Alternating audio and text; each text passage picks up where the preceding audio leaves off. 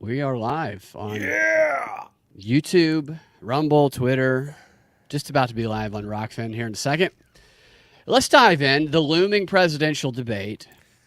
Assange suddenly freed and hammered Pelosi, Nancy Pelosi. This is a propaganda report. I'm Brad Binkley here with Ian Covell. Fired up Ian Covell. Doing shoulder lifts. We were talking about how we're working out and pumping iron, obviously. Doing a lot of lunges. I'm working on hip strength. Your hips look great. Thank you. As you get older, you want nice-looking hips. Ian, you got the best-looking hips of anybody I know. Thank you so much, Brad. I know that's genuine. Absolutely. I know. Absolutely. Yeah. So, speaking of hips, let's talk about the debate, which is coming up on Thursday, the first presidential debate, which the media... Yeah. Oh, go ahead. No, I hope this is the debate where I can make up my mind about who I'm voting for. I know there's a lot of people who just aren't sure if Joe Biden is senile or not. And they're going to 2 hours on stage with Jake Tapper. They're going to say, okay, he's not senile. Oh, your mic went out, I think. Did it? Oh, no, there you go. There you go. You're back. Okay, good. So, yeah, no, you're right. It's a ridiculous thing, but they want us to believe it's really, really important. In fact, the way that it's being reported, this is the most consequential debate in American history. Oh, my goodness. This debate could save democracy, or it could destroy it. Exactly right. Mm-hmm. I find these propositions they're telling us to be a little bit I'm doubtful about them, but this is what they're trying very hard to convince us of because they want viewers. This is the news the past 2 weeks, which fortunately for them, nothing else has happened in the world the past 2 weeks. So they can focus exclusively on talking about this upcoming debate and the importance of it. This is just a grand marketing grift, a scheme by all of the mainstream media because CNN is allowing all of the other networks to air the debate as long as they show their CNN logo. They all stand to profit. They all stand to get more viewers. They all stand to spread the propaganda messages further and wider. And they all stand to get a couple of clips that they are going to play ad nauseum for the rest of the year. It's a big night for them. And the candidates also stand to gain because they're going to get tons of fundraising dollars on this. And I want to show you a little bit of strategies, which is just pure marketing. The news is marketing in so many ways all of the time. Most of the interviews you see with these with experts that are commenting on certain stories and whatnot, they're just marketing a book. And it's the same thing going on here. So one of the strategies that we're seeing here this week is, I'm going to show you a couple of examples here, is the FOMO marketing strategy. Because as I said, the most consequential debate in American history. And here we have a historic event happening. Hold on, my screen's a little bit small there. We got this historic event happening that has many, many firsts to it. Like we have the oldest candidates ever to be debating, which that's definitely something you don't want to see. Somebody could drop dead for all you know. Yeah, and that's true. That's must-see TV right there. And sorry. Still working on my new setup here, getting the screens. And watching Biden is like watching a tightrope walker. Right. There is that it is that excitement. It's like, can he get there? Can he? And that's like a lot of what, like the way they're setting this whole thing up. Mitch Landstrong is there in the chats there. Hey, Mitch from Astronaut University. How many firsts?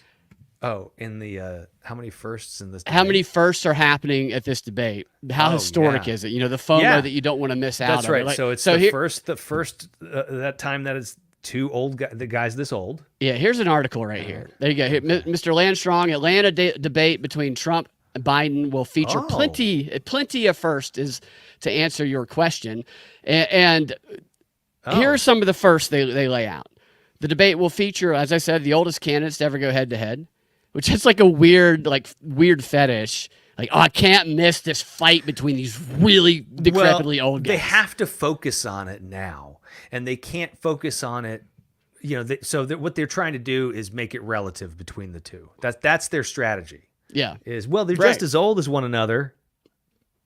Yeah, and another aspect of it that is a first is it'll be the first time that two candidates who have, or one who held office, two former president and a former president are debating for the to be the next president. It's first time there.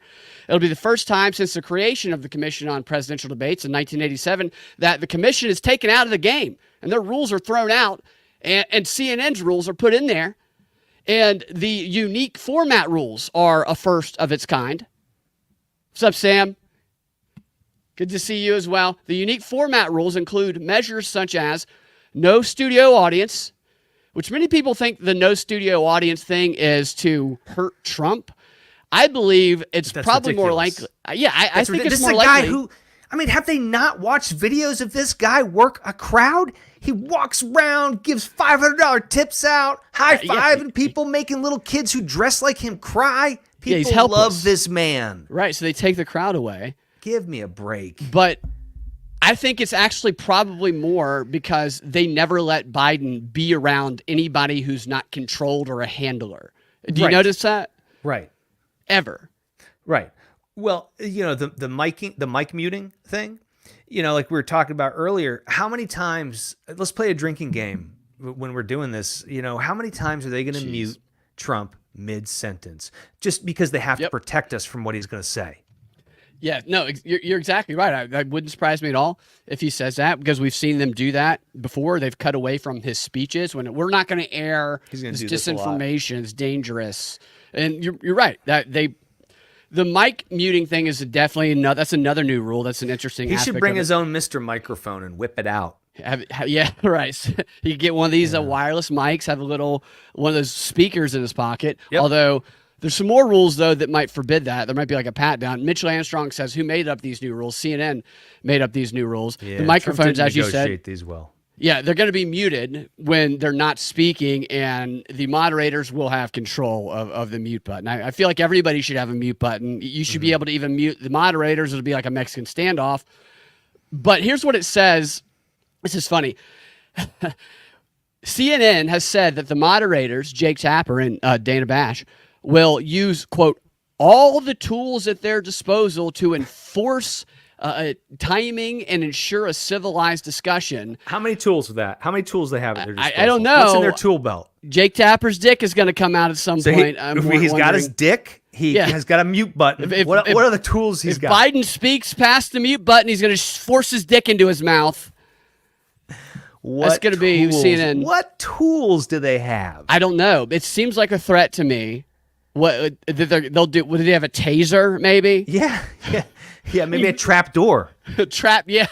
Where they drop down. Yeah, maybe. Kamala or Hillary pops back up. Another first is that there'll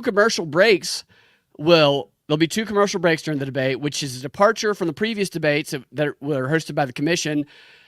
Those debates did not have advertising breaks. These are advertising breaks, as I said, because everybody's profiting off of this whole marketing scheme. And so CNN has worked these advertising breaks in there. There will be no opening statements. You had Jack Off Tapper. That's right.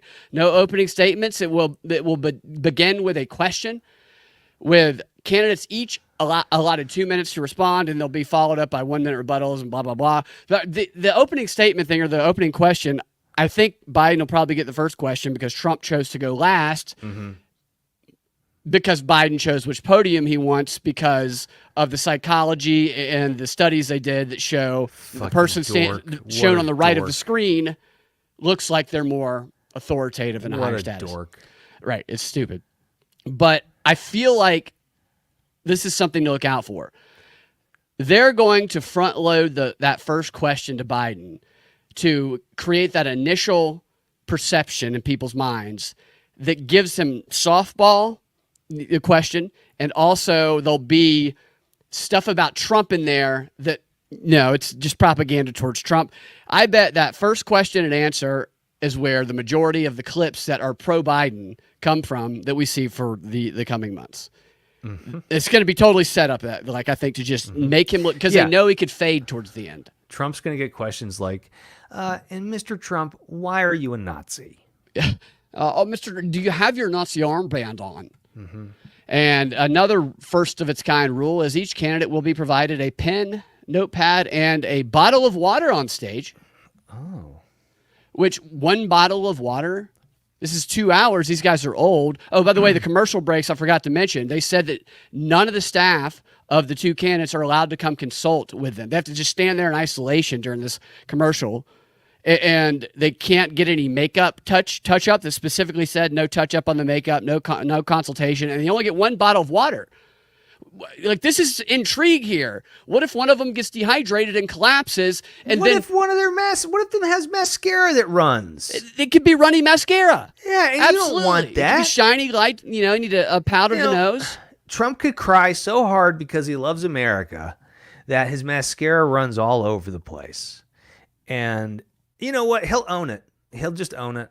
The mascara's everywhere. Look at me, America. Yeah. Look at me. I'm just like your teenage daughter.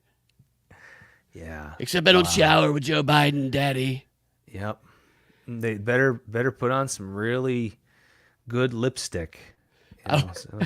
Yeah, right. Like, I wonder what happens if one of them does collapse. Nobody can come out. They just have to lay there until the debate's over because nobody is allowed to touch them. Yeah, that's in the rules. While the other one continues debating the corpse on the ground. Why can't we get to opt to watch them during the commercial break? The awkwardness. I would like to watch it, but the reason is because the advertising dollars and the whole purpose of this thing I know. is to put money in these networks' pockets. Is it going to be big pharma advertisements? I think. Or is it going to be all Biden campaign ads? I think it's going to be probably a combination of big pharma Biden campaign ads. Pfizer Biden campaign ads. Yeah. That would be funny if they were all Biden campaign ads brought to you by Pfizer. I'm Joe Biden. I'm Dr. Fauci. Vote for Joe. I'm Joe Biden, and I approve this vaccine. And he gets a jab, right? So they're going to be given a pen, a notepad, I said, the bottle of water, and they will not be allowed to bring any written notes with them, nor will they be allowed to have props. So no ventriloquist puppets or dildos for Biden or big watermelons. No props. I don't know that I've ever seen a prop. Except for Vivek, which wasn't really a prop. It was just a piece of paper that he wrote on. Mm-hmm. But the written notes thing. So this is this is part, the marketing is in the rules too, because the format makes you go, oh, I want to see what happens. Like I said, it does. What were they doing during the commercial breaks? Is Joe Biden's mind sharp? Is he going to finally show us? Because there's no prompter, we would presume, and he's not allowed to bring any written notes. So he's just out there on an island. And everything is trying to draw these eyeballs over to this debate, which actually it's not going to change anybody's mind. But the next marketing strategy on top of all the new things, the FOMA, is the controversy marketing. This is their go-to. And this showed up yesterday in the form of the most divisive and talked about story of the day, which was the one with the headline. Here, I'll show you. There's so many different divisive headlines about this story. It was perfect. Cassie Hunt dumps Trump spokesperson for talking smack about Jake Tapper. I know you saw this story because you sent me a link to it. And yeah. Here it is. This is exactly what's going to happen. And that's when I saw how they treated her. I was like, oh, that's what they're going to do to Trump. They're just going to shut him up. Well, yes, but also that Trump's lady that worked out perfectly for both sides. It's interaction was exactly what both of them And that was wanted. exactly, yes, I was actually going to say that, that I think this is exactly what he wants. He wants to continue to expose how desperate they are. And everyone can see it, but they don't think we can. No, you're right, but they also want to get eyeballs to it, and you get eyeballs to it by creating drama and heightening the tension. Even Anderson Cooper, everybody reported on this story. Oh, so, yeah, and they have their angles on both sides of it. The View talked about it. All these pundits and commentators have. It's crazy when reporters are reporting on other reporters on their own network reporters. And Anderson Cooper said, some extra added drama and tension to tune in for. Like it's all marketing. It's so crazy. And how am I supposed to take this seriously when this is what they do? Right. And they did it at 6 a.m. This is a 6 a.m. show. So they could spend the rest of the day sending all these people to these different networks. Trump's chick went to all these different networks today. They shut us off. This is, like you said, this is what they're going to do. And then CNN said they're going to try and attack the moderators and not make it about the substance, even though what she said was provably true about Jake Tapper. Yeah. It's provably true. He said, like, he has that whole thing where he talks about, I mean, these are words straight out of Mein Kampf. Right. He literally has said that. Jake Tapper he's an intel agent, in my opinion. He went to film school. He's been tied to the Clintons for decades. The guy is just like John not Ossoff. A journalist. Just like John Ossoff. He's a John Ossoff of CNN. Agent. Yeah, absolutely. He's dating John Ossoff, I heard. Jake Tapper. Riding boats. He went to film school too, right? Didn't John Ossoff? He was I don't know what John Ossoff did. He was a producer. Oh, that's right. He produced he produced documentaries, or his name was listed as a producer for documentaries that very obviously somebody else produced while he was in college. Yeah, John Ossoff is a whole nother. I've done a couple of deep dives on him, but you see these headlines here; they're just perfectly divisive. You have some, obviously, she cuts him off, and then the other is she abruptly cuts him off, and then there's some that were MAGA tears into CNN after Trump. This was gold for both sides. Go back up a little bit more to this one. This is how, right there. This is how you do it. Oh yeah, right, exactly. This is how you do it. And you know what? Like this. That's funny because you know what Poynter is? That's a journalism institute. They do the World Journalism Conferences, and this is what they do, and they're saying this is how you do it. This is how you do propaganda.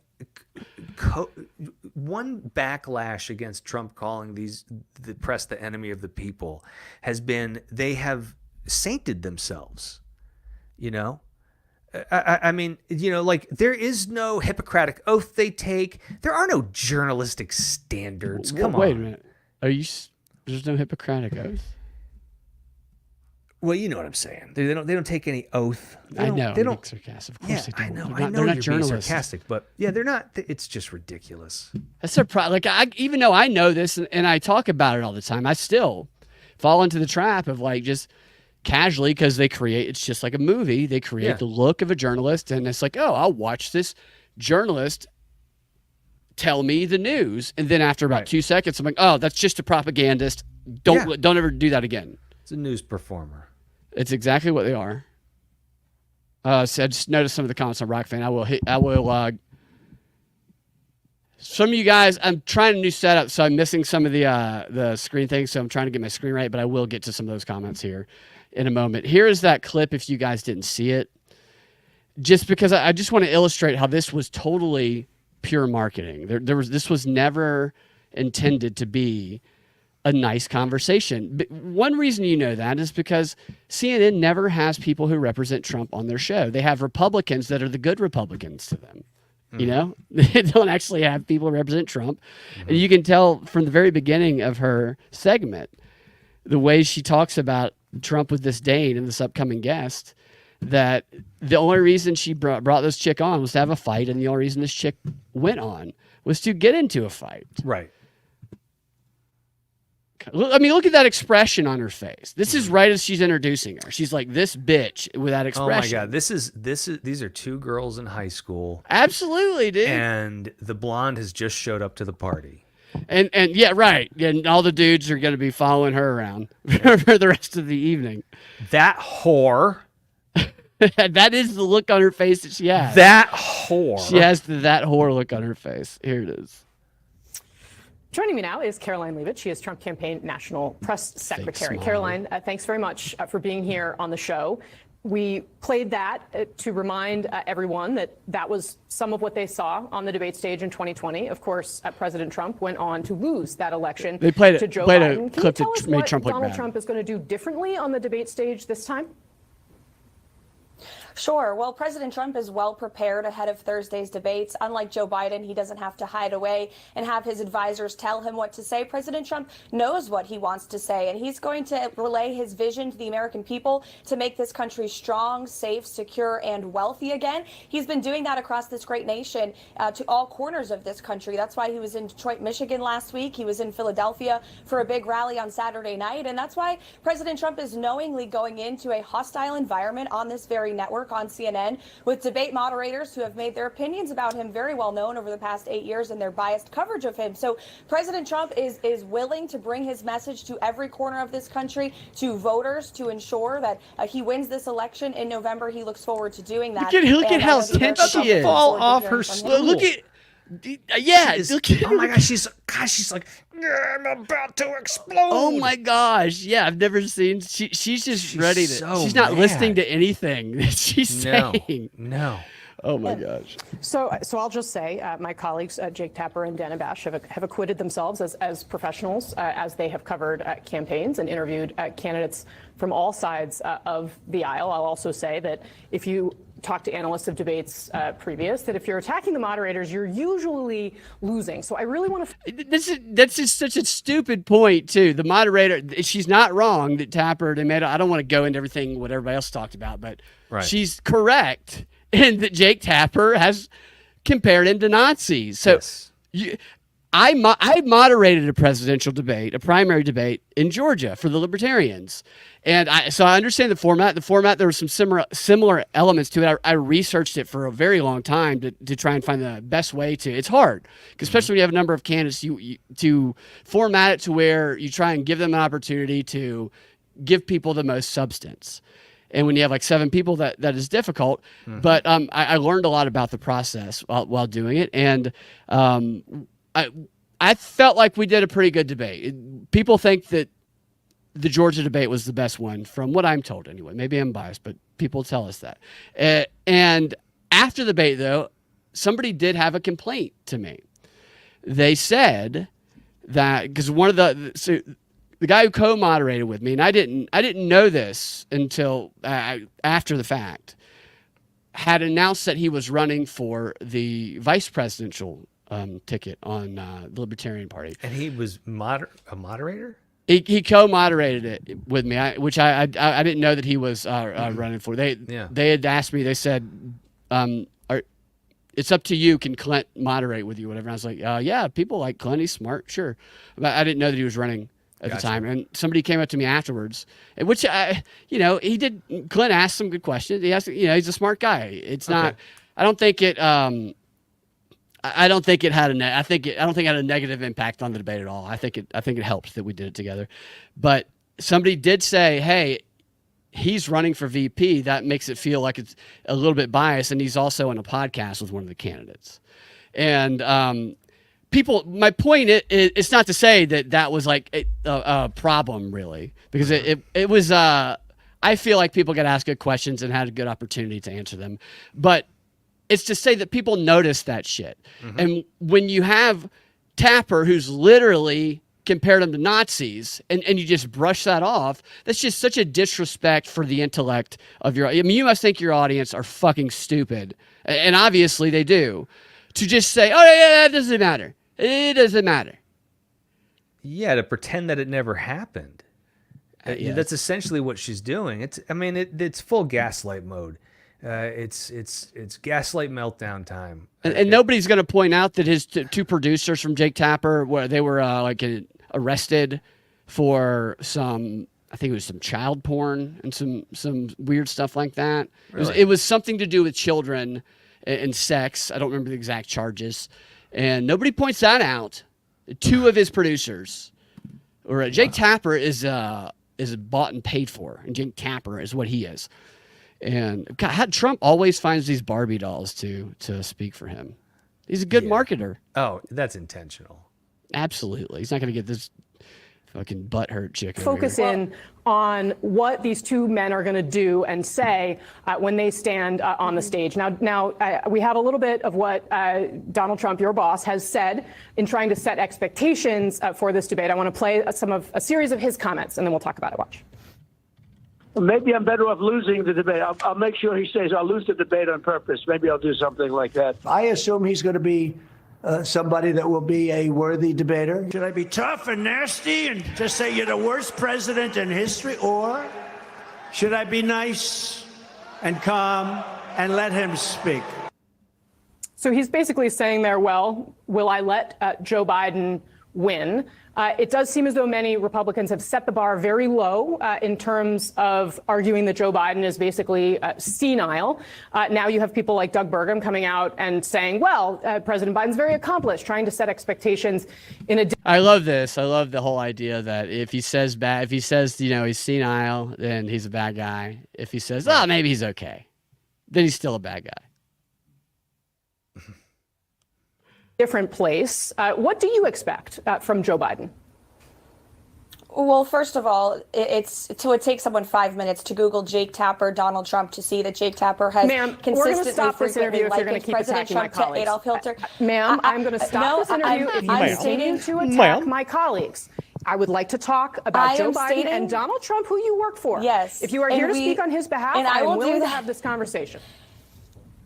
I am stating facts that your colleagues have stated in the past. Okay, now, I'm sorry, guys. We're going to come back out to the panel. Caroline, thank you very much for your time. You are welcome to come back at any point. It's over. And then they did a segment. Oh wait, just no, it's not a big deal. It's just like the incredulousness. You can see the adrenaline and how worked up she is after she gets her off the camera. She's absolutely shaking. She's shaking. They did a panel discussion after that, and she's shaking, yeah. And I think that she's not used to being the one. I think she knew very well what her job was. She lost. That I don't see it that way. I see it as they both won, and I think they both knew what they were getting into. I think the blonde was. I think the blonde was more experienced. Yeah, no, they wanted, this is a marketing job. We need to do this and have this fight so that you guys can then do the stories all day long. That's going to drive the intrigue, which every single news outlet and The View, and as I said, Anderson Cooper, more intrigue and drama and a reason to tune in. It's going to put more advertising dollars in their pockets and more viewers on their screens and more people tuning in to see what happens, not just with Trump and Biden, but with now Trump and Tapper. I mean, this is all narrative, as Aram says. It's like narrative storytelling. Yeah. To hook people. Yeah. Yeah. And I just think she's a little nervous as an actress, personally, because this is a 6 a.m. show and they're not used to doing it at that time slot. They're used to doing it at the late night shows. Do you think, and so you think the blonde was in on it? No, I don't mean so I don't think like these two got together and did it. What I think is Trump, they're each taking advantage. They're each taking advantage of the platform. Yes, and the blonde went there to fight so that they can get attention. And the way she did it was go after Tapper, and this chick brought her on to fight to get attention. Right. What I appreciate, I guess, in the two personalities there is, the blonde was pretty unflappable. She didn't get tense. She kind of was smiling and laughing. That's kinda probably like why he hired her. Those classic Kayleigh McEnany, where she would just smile and start like openly laughing at the person who was talking. Those were some classic moments. I thought she was adorable. I feel like Trump hires people kind of like the Joker picks gang members. He breaks the pool cue, throws it on the ground, and says, "There's too many in here. I have one slot open," or whatever the line is. And they have to fight to the death. People who are good at this verbal media combat are the people that that are very attractive, are the people that he staffs. And people say Trump's bad at hiring. I don't know that he is always bad at hiring, because he's definitely got some pretty the cabinet picks weren't great, but I think that'll improve. Yeah. Brainwash partisans certainly fall into the category of stupid. It's all idea of, we have a comment saying they're not stupid, they're brainwashed. Well, brainwash falls to stupid. I think we all are subject to brainwash from time to time, but also it gets to a point where if you are just completely driven by this tribal warfare, which they do all the time, and they all do it, this is what they rely on, then it's got to be like a little bit of it's a stupidity and not learning from your mistakes. News has turned politics into a reality show that it's the farthest reaching. It's like all these different networks are playing the same show. It's just a reality show. Yeah, yeah, totally. And Trump was the perfect reality character to play it. That's why he's so good at it. Aram says, through censorship and omission, cherry picking, distortions, lies, and other forms of narrative management. I was talking about narrative warfare. I did a show a couple of years ago about narrative warfare, that the government, they have a narrative like warfare strategy. And I got a couple books written by these political, not theorists, but narrative warfare specialist. Yeah. And it's just all about that control by, there's so much information out there. They can selectively pick and choose and present it through these different mediums, and they can make people see one completely different reality from another person. And that is why people can't have conversations. They literally are living in different worlds. You know, there's a Kurt Vonnegut book that he wrote later in his career called Hocus Pocus, which deals exactly with this. And he has there's a phrase in there. I'm going to paraphrase it, but it's something to the effect. And this was a book written in the, I think, early 90s. And he said, maybe even late 80s. And he said, in the future, through media, through technology and media, we will be able to make the Pope look like a Satan worshiper. Meaning, Yeah. you know what I'm saying? Which he obviously is, right? But his point was, you know, kind of where we are right now. Dude, it's not wrong. That's why I just, anything I see, I don't care what side it's from. I don't believe it, not 100% ever. And I start from the presumption of, this is being shown to me to manipulate me. Mm-hmm. Who, what, where, why, how? Give me the details. And once I start seeing details left out, obvious omissions to questions anybody would ask. That's really, when I see that in a news story, that's really a problem to me. That there'll be like a story, and then, oh yeah, so and so just moved here from some random country, and then got into some controversial, whether they shot somebody or whether they, I don't even know. I don't know the specific example. I know a bunch of specific examples, but they're not coming to mind right now. But the point is, a lot of these characters have very strange backstories right before they blow up in the news. And nobody ever says, oh, here is why. Mm-hmm. And because they don't want to tell you, because when you look into it, it's always like, oh, because that person's a Fed. Right. Sure. I get what you're saying. Yeah, no, I mean, it is becoming more and more obvious that we're being manipulated. Yes. Yeah. Well, yeah. Right. And you know what I think they're doing is, I think they're normalizing it too. I think they're making people feel like it's okay to, you need to manipulate because Hitler, and you have to stop him by all means necessary. And so the controversy marketing has been heavy. That's not the only example of controversy marketing. Everything is trying to drive people to this. And just real quick, the third one, this one, not as exciting, but you have to give stakes marketing. People have to think it matters to them. As we said, it matters not just to democracy, like you said at the beginning of the show, but to their personal lives, what happens in this debate, because it's going to determine who wins, which is the stupidest thing I've ever heard. Nobody's changing their mind about this debate. There's nobody sitting there going, I don't know if Joe's senile, if he can only freeze up for anything less than 80 seconds at a time. He's my guy. Anything longer, I can't vote for him. He walks into the wall twice, I can't vote for him. Just one time. Nobody's like judging his they're senility. voting for his team is who they're voting for.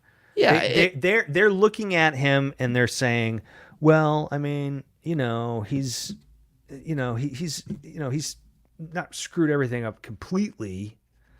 And I think they're having faith in the team, in the deep state, which they'll laugh at you for saying it. Right. And then I'll send them a Bill Moyers interview from 10 years ago. You send the deep state? On PBS. Well, on PBS, they had an interview with... you send your friend. I thought you said you send the deep state of Bill Moyers. I send the deep... Well, I'll send the deep state to attack anybody. That's why I could never be the president. Is the first thing I would do is I'd want to meet the deep state. Bring in the deep state. Bring in the deep state, guys.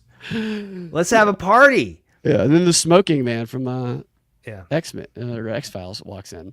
Mm-hmm. Yeah, no, I agree. Here's the stakes in it. They want to make you think there's actually, it's going to change things. The outcome is in question, and are they going to be able to win over what they have deemed to be the double haters?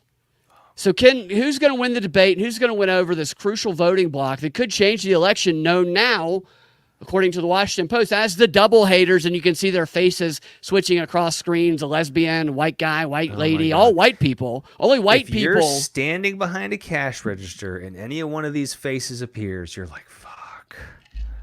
Right. And, they leave out libertarian-minded people who are also in this category. Yeah. But, the way they frame the lighting, oh my God, they're like, look at these people. Yeah, and they hate both candidates. And they make it out like this double is a new hate. thing. Yeah, and that the article talks about this like this is like a new thing that's emerged.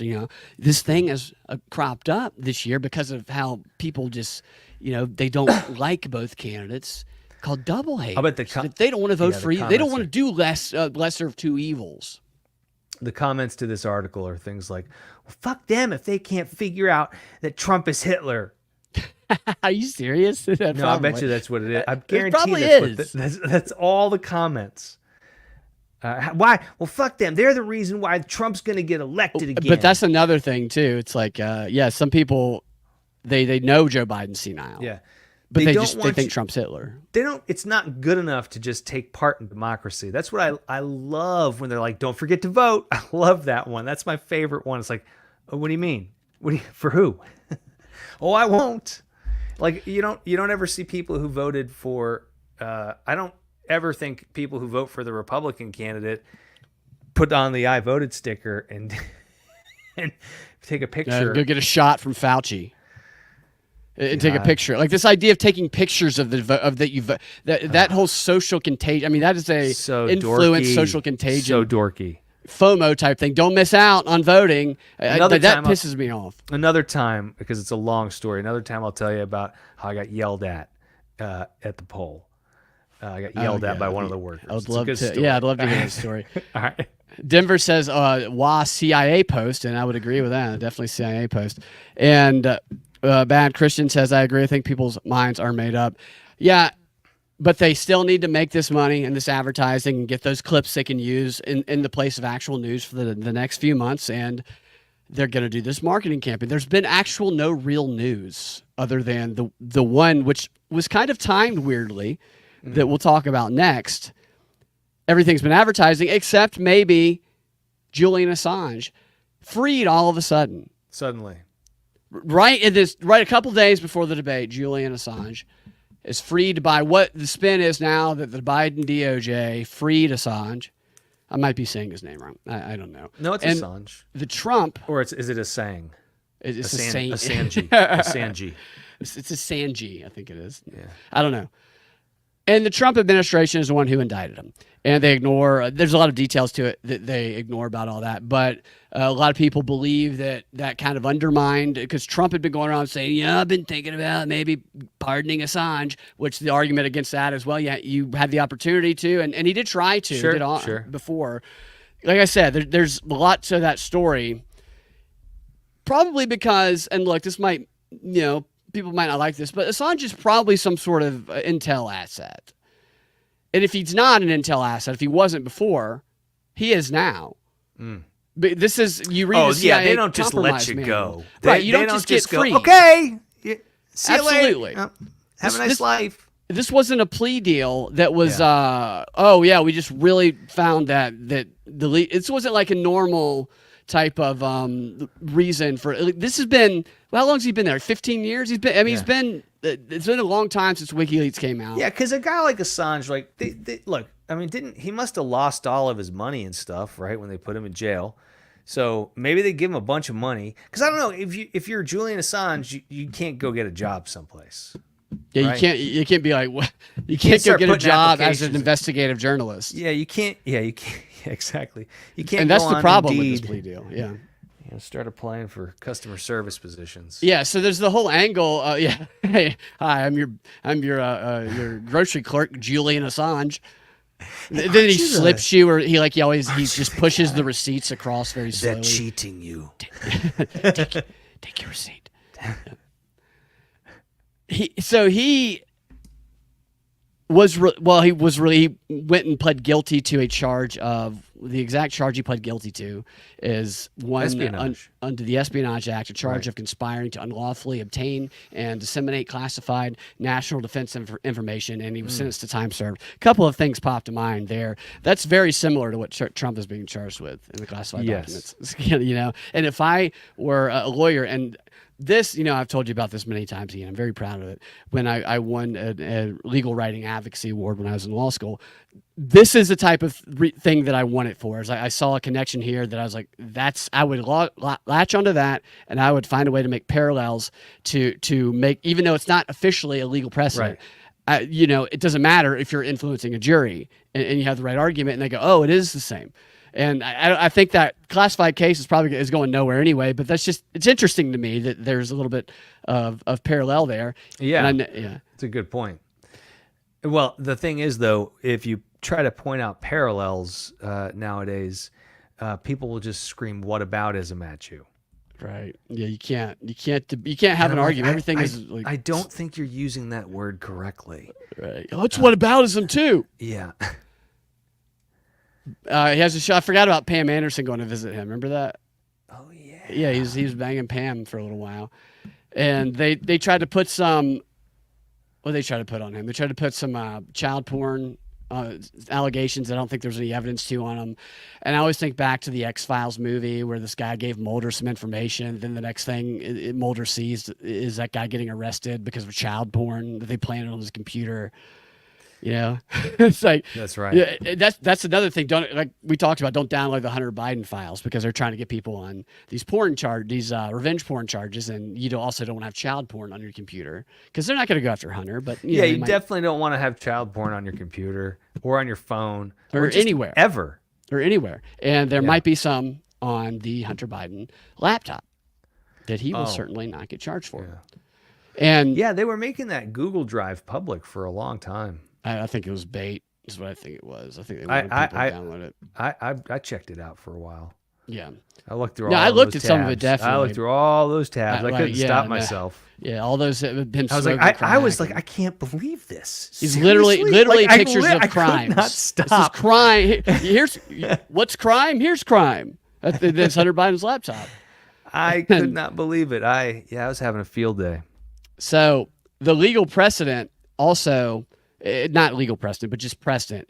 It acts as a deterrent, is what it acts as for journalists, real journalists, especially those who investigate national security and whose job is literally trying to obtain and disseminate government secrets, the very thing that Assange was pled guilty to. Yeah, they don't try to do that anymore. They don't try to do that anymore. Now they just now they just a mouthpiece for the national. Well, they're just security. a mouthpiece, absolutely, because they don't try to. They're not investigating them at all. They're because just of being stuff like this. Yes, exactly. So Assange, he argued that he's afforded the same protections of press freedom under the First Amendment because he's a journalist. That's like why this is all bogus. You. And I would agree. And they say, no, you're not actually a journalist. You are. You didn't take the oath. No, you didn't take the journalist. What's the oath? Show us the journalist handshake. Yeah, if you can't show us the journalist handshake, you're not a journalist. Did you put your hand on Solinsky on his book? Yeah. He doesn't have anything there. Did you lay in a coffin naked with a ribbon tied around your penis? If you scream killed a baby, all of your sexual past. Yeah. How many times have you had gay sex while we recorded it? Yeah. And actually, he might have done some of that if he's a CIA asset. Yeah. But they said that he was a hacker and an activist who has his own agenda, and therefore he doesn't get the same protections that real journalists do. And I would say that you could call any journalist quotes right now, an activist anyway, with their own agenda. So with this standard, not officially legal, but it's kind of like a threat. Nobody's going to want to release any information that they're not okayed. It's not okay from the government for them to release. It's just this. It's already been killed, like you said, but nobody's going to do it unless they're doing it on BitChute or these other networks that are small that they can just make us look crazy for reporting on things and then make them disappear. So it's not good that he pled guilty to that charge.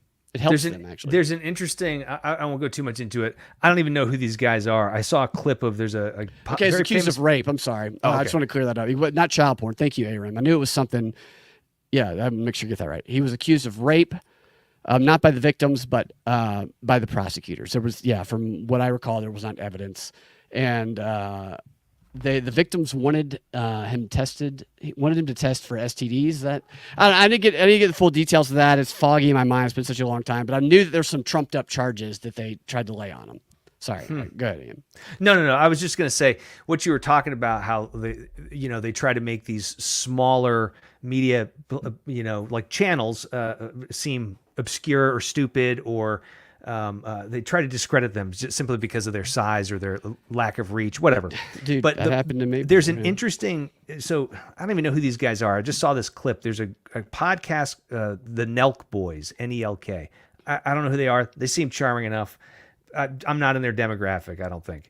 The Jake Paul, Logan Paul fans are who are watching these guys, okay? Oh, okay. Yeah. And Don Lemon is on there. And so it's like watching these three bros at a bar.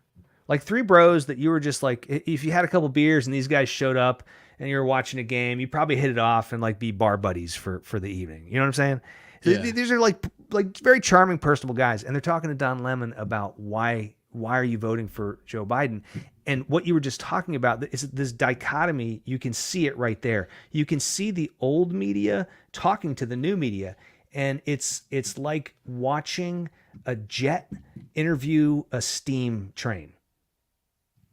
It's really interesting. It's like watching a what? Like something future, like a jet, like a futuristic, like the future, or a interviewing a locomotive. Like this is obviously the past. This is obviously the future. I'm not saying it's great. I'm not saying they're brilliant interviewers, anything like that.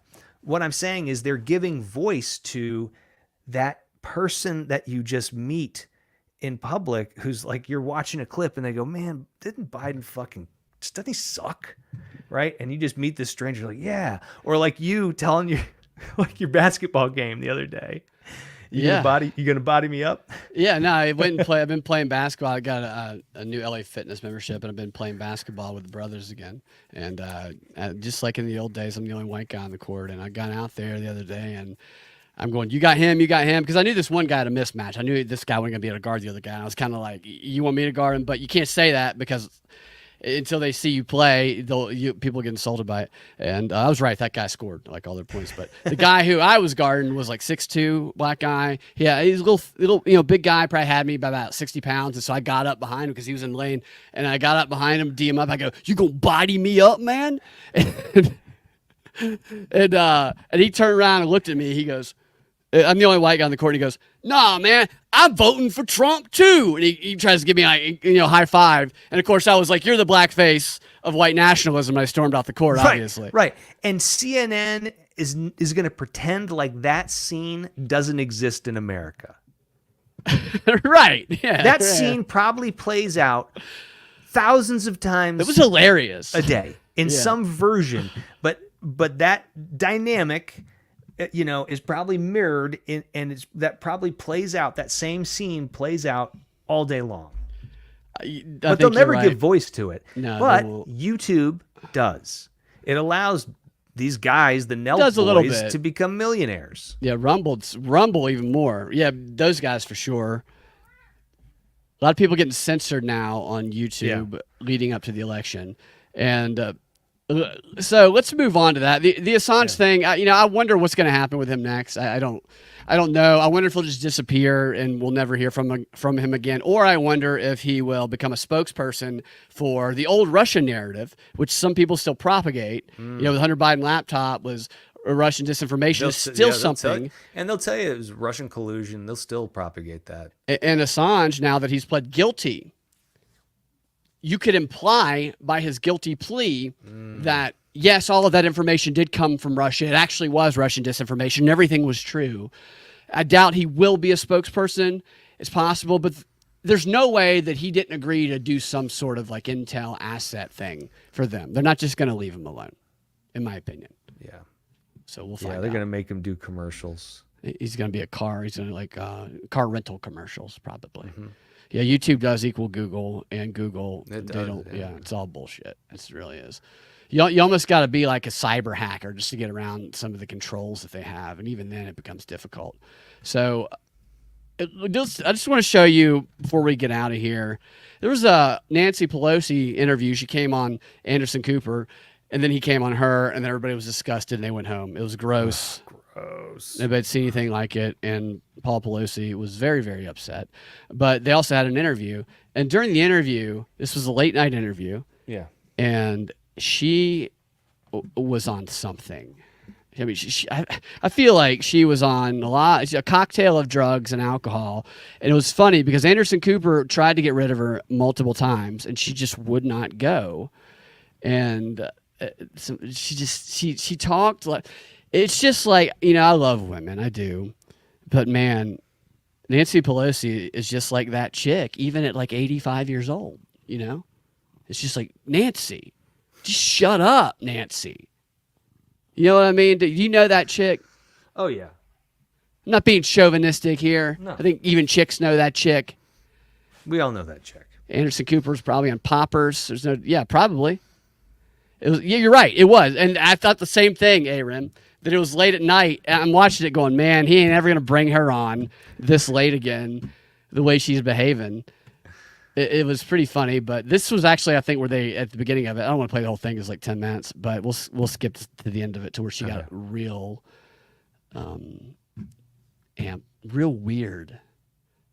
Let's see. All right, let's go to we'll start at maybe halfway through here. Right, we'll go about there, 7 minutes or so. What you have to say about it. You. Pelosi warns about the lasting impact. As horrible as it was. Still there. Defendants, but hostages Speaker Emerita. breaking into the Capitol. He's referred to them as hostages. He's called them political prisoners. At a recent rally in Las Vegas, he called them warriors. I mean, January 6th. do you think if he's reelected, he will try to pardon January 6th defendants? But when you hear him use those terms, as somebody who was there and had to flee, I mean, scared. What is that? What do you? I want to pause and point out she is wearing purple, the color of royalty, which you'll notice a lot of politicians, females, do that. You think of that?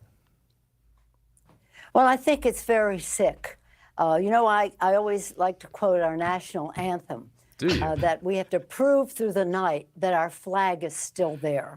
And we have to prove through all this difficulty of all the misrepresentations that he is putting forth. It's really sad that people even fall for that. So I want to pause there. 2 or 3 martinis. Did that connect with you there? First of all, I question that she often cites the national anthem. No, look, I have seen her almost every time she's on a channel or talking, she's usually quoting the national anthem. Yeah, absolutely. I've heard her do it so much. And Bad Christian says maybe she was trying to turn Anderson straight, and that she gives that mean gums when she takes her dentures out. And I'm going to say, and them titties, okay? Yeah. Extra olives in her martinis. Yeah, hell yeah. But the fact is, we have to prove our flag is still there by showing the difference. We talk about honoring our first responders, our men and women in uniform. Yes, let's do that. Let's not praise and call warriors people who attack them. Over 100 law enforcement people injured that day. Some died because of that. So she also called them warriors, right? So the whole thing was Trump calls them warriors, and she also referred to them as warriors. Did she say that? Oh, she did, didn't she? Yeah, she does it. She's out of her mind right now. This is what she's doing. Here, listen to that again. That we have to prove through the night that our flag is still there.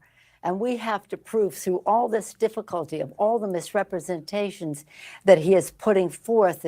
It's really sad that people even fall for that. But the fact is, we have to prove our flag is still there by showing the difference.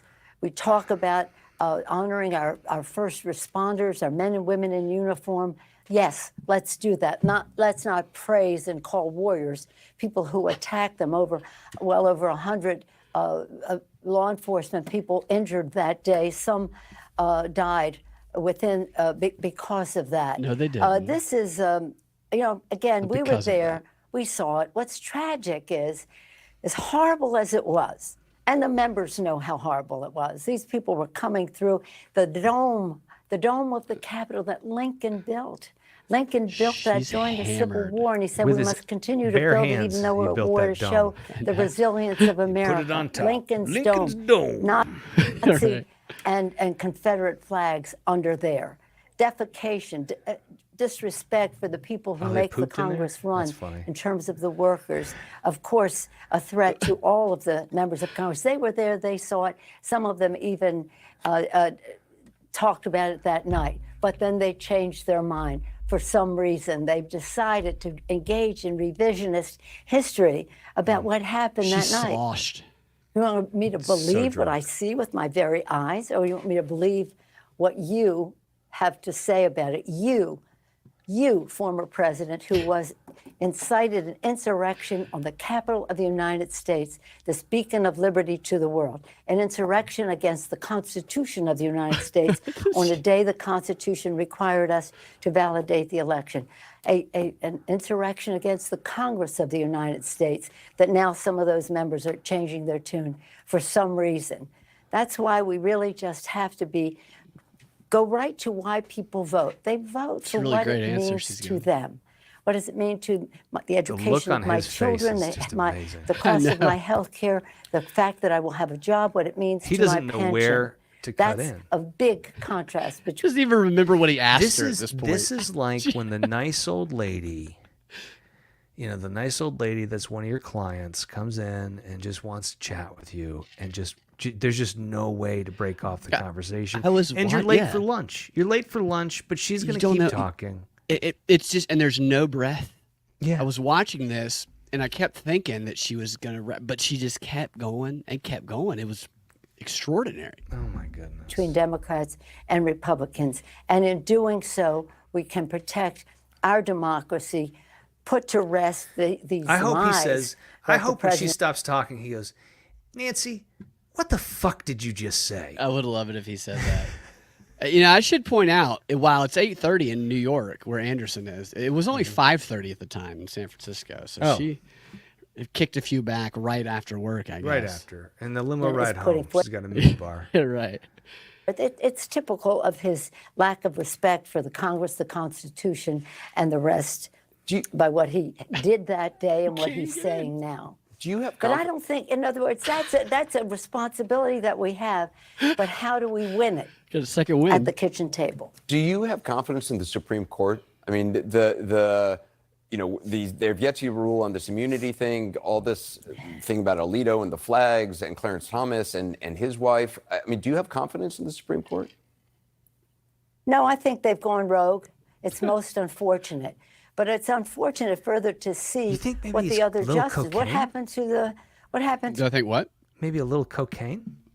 Am I picking up a don't little? know. Am I picking up a bump or two here? Like what? She's on something. She's doing the thing with her. She's licking her lip, licking her gums. She's just sniffing. Doing a little Zelensky. She's doing a little Zelensky. How funny would it be? cocaine. He's a good comedian. President Biden, keep giving the cocaine. to Nancy you. Pelosi cut it herself. Ukraine cocaine. Bombs, bombs, bombs. Give me billions of dollars. That would be so funny if you went into like some party. I remember in college we had Capital City Bar, and then there was the downstairs area where the guy who owned it, who years later was raided by the FBI and arrested for his drug operation, was doing drugs with the best looking girls, the bartenders, and they have strip bars. He's like 10 years older than everybody. Actually, he's probably in his 30s. But you can imagine going to like a setting like that, and you walk in there, and there's like 85-year-old Nancy Pelosi just doing a rail. Come on in. Been waiting for you. And then, as I said, though, them boobs hanging out probably. to the Chief Justice? She's doing lines off that gold pen. Remember all the gold pens she handed out? Yeah. After signing Yeah, there's the cocaine impeachment? all over all of them. She signed her impeachment with a different gold pen for every letter in the name, Yep. in her name, Mhm. and then handed each pen out as a gift. All right, and she went home, and she walked around in her underwear in front of her husband and didn't let him touch her. Because that's what you do on a somber day. Did he go weak or did he go rogue? I don't know. And that's the same thing with these members of Congress, if I can take it back to that, because Take it as back, tragic Nancy. as Why that night not? was, You're and they driving. were coming after me to put a bullet in my head, they were going to hang the, have a gallows for the Vice President of the United She's States. looking down too, I guess at notes or something. But just a matter of hours, when I called people back to the floor, overwhelmingly the Republicans voted against the results of the Electoral College. That was almost as heartbreaking and devastating as to see what those slobs that came in with their Confederate flags and their Nazi flags and the rest of There was no what they Nazi came in flag. No to Nazi do flag, in the right. Give me a United States. break. She just made that. She made like a lot of that Maybe a stuff up. Confederate flag or two, but Yeah. no Nazi flags. For You know what sure. the reporting on her interview was? It was What? Nancy Pelosi says the Supreme Court went rogue. That's the know. nugget they took away from this. I know. This rambling interview, and it continues. Like Anderson was trying to get out of here. So no, I don't have for confidence in 3 the Supreme minutes or Court. so. I think that some of the decisions they see, I respect their point of view. If they have a point of view about a woman's right to choose, okay, but that's not what they're there to do, to advocate for a point of view. Run for Congress.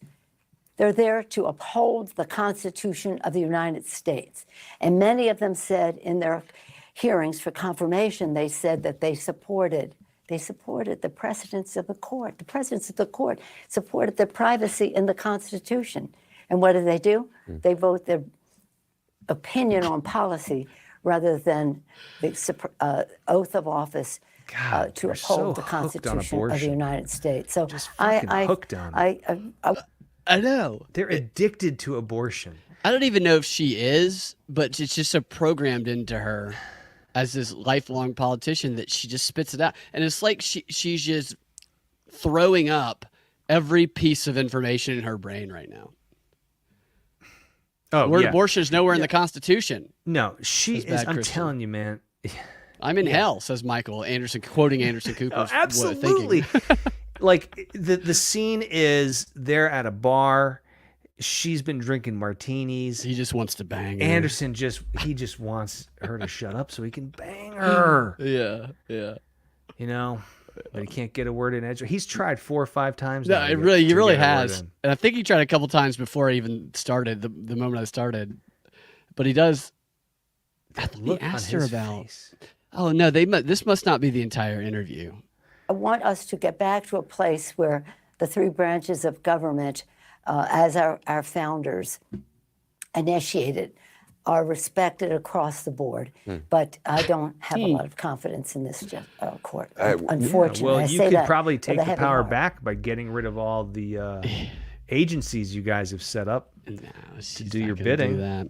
What's great is that interview did not end at that mark right there. It went on about another 5 minutes, and Anderson right there tried to interject and go to commercial again. I have Sling. I don't have cable, and so I watched it on Sling. And sometimes I'll try to share the screen on Sling, but I forget they don't let you do it, so it blacks it out, and I can't record it. And they didn't air the last part of it, which is her continuing to go on. Anderson trying to jump in a couple more times, and then out of politeness, Anderson was like, "How's Paul? How's Paul Pelosi doing?" And when did that whole thing happen? Because the whole thing's tied to January 6th, and it's Trump's fault that the guy went A couple to. years ago, I guess. Yeah, it was a couple of years ago. Let me make Yeah, sure. we still don't know why that gay prostitute was in their house and he wouldn't pay him. I think that's the whole. That's the most And logical. Where was this pimp? That's the most logical thing I can think of. It's a weird thing, yeah. I'm glad he's okay, but it's definitely strange. He asked about Paul. So this was October 28, 2022 when this happened. This is getting close to 2 years.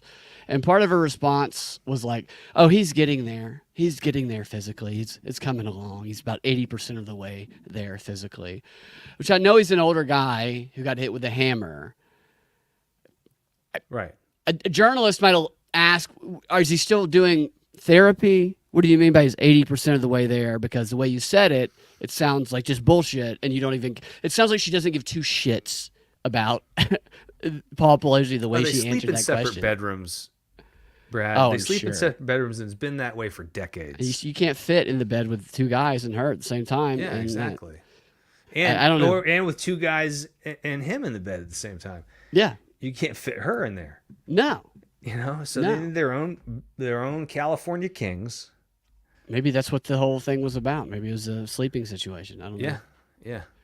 So Nancy Pelosi, a legend, and I have to say Nancy Pelosi would be fun to party with. You know, she's carrying something all the time. Nancy Pelosi seems to me like someone who is going to encourage you to do the stupid thing. Oh, absolutely. You know what I mean? Go over there. Go there and call then that guy a stab pussy. you in the back. Well, I didn't tell you to do that. Yeah. No, go over there and flick that girl in the titty. Women love Yeah. that. Just go do it. Yeah. And then she'd be the first one calling you a sexual harasser. Mm-hmm. So that was, I wish I had that whole interview actually, because the end of it was great, but oh well. So what are your predictions for the upcoming debate Thursday, Ian? Well, I think CNN and the New York Times and the Washington Post are going to say that Biden won, and I think the New York Post and the Daily Wire and Tucker Carlson will say that Trump won. So your prediction is that the media has already written the narrative about what will happen. That's one of my predictions. Yeah. Yeah. My prediction is that it will be hilarious, uneventful. It'll be kind of like one of those.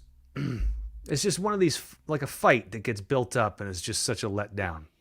Right. You know, where the two guys just don't really, they're If not they got allowed into to. a physical fight, that would definitely be Oh interesting. my God, that'd be great. You come back from a commercial and Trump's hair is completely over like this. He's got Joe Biden in a headlock. But they're both asleep on the ground though. Yeah, and Tapper, yeah. And Tapper's furiously muting the mic. Furiously jerking off. He's jerking off.